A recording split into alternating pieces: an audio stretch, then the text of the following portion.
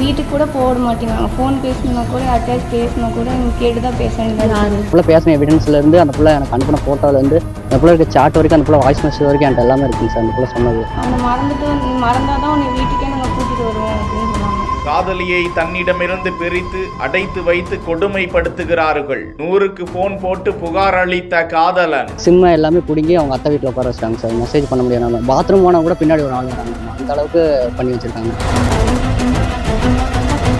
தாய் தந்தை கிட்ட கூட போன்ல பேச முடியல.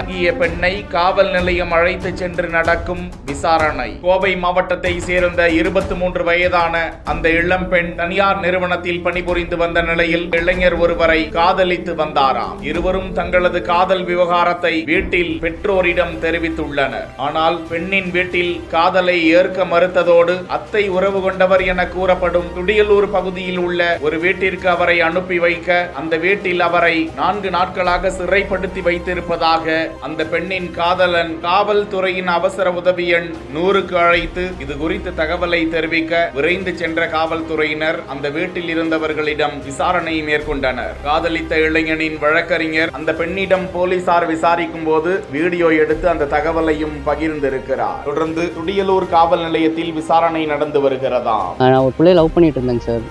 ஒரு 3 இயர்ஸாக லவ் பண்ணிட்டு இருந்தாங்க. அப்போ நாங்கள் பார்த்து லவ் பண்ணிட்டு இருந்தோம். அதுக்கப்புறம் வந்து ரீசெண்டாக ஒரு 6 மந்த்துக்கு முன்னாடி அவங்க வீட்டில் அலைன்ஸ் பார்க்குறேன் அப்படின்னு சொல்லி பேசிட்டு இருந்தாங்க. நான் வந்துட்டு உங்கள் வீட்டில் டைம் கேளு, நான் வந்து நானே உன்னை பண்ணிக்கிறேன், டைம் கேளு அப்படின்னு கேட்டதுக்கு அவங்க அம்மாட்ட போய் சொல்லியிருக்கேன். அவங்க அம்மா அடிச்சிருக்காங்க சார். அடிச்சு எல்லாம் வேணாம், நான் சொல்கிற மாதிரி தான் இருக்கணும், எனக்கு பிடிச்ச மாதிரி நீ இருக்கணும், உனக்கு பிடிச்ச மாதிரி இருக்கக்கூடாது, கஷ்டப்பட்டாலும் படணும் அப்படின்ற மாதிரி சொன்னாங்க. நம்ம பிள்ளை இருந்துட்டு என்ன சொல்லிச்சுன்னா, இல்லை எனக்கு வேணாம், எனக்கு பிடிச்ச பையனை கல்யாணம் பண்ணுவீங்க அப்படின்னு சொன்னதுக்கு சிம்மை எல்லாமே பிடிங்கி அவங்க அத்தை வீட்டில் உட்கார வச்சிட்டாங்க சார். மெசேஜ் பண்ண முடியாது. பாத்ரூம் போனால் கூட பின்னாடி ஒரு ஆள் வராங்களாம்மா. அந்த அளவுக்கு பண்ணி வச்சிருக்காங்க.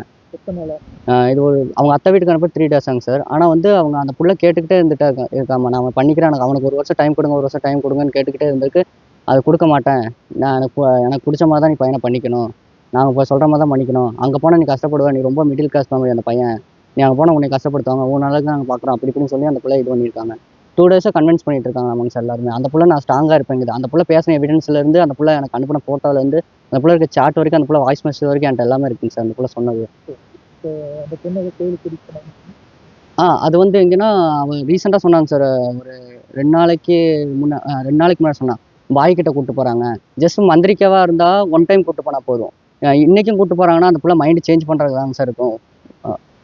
அங்கே கூப்பிட்டு போனாங்க பிள்ளை மைண்ட் சேஞ்ச் பண்ணுறதுக்காக தான். அந்த பிள்ளையே பயப்படுதுங்க சார், மைண்டை சேஞ்ச் பண்ணிடுவாங்களோ. ஆனால் நான் ஸ்ட்ராங்காக இருக்கேன், ஆஃபீஸ் விட மாட்டேன், ஆஃபீஸ் போகாத அப்படி இப்படின்னு சொல்லியிருக்காங்க. ஒரு வாட்டி வீட்டில் வச்சு அந்த பிள்ளை அடிச்சிருக்காங்க சார் அவங்க.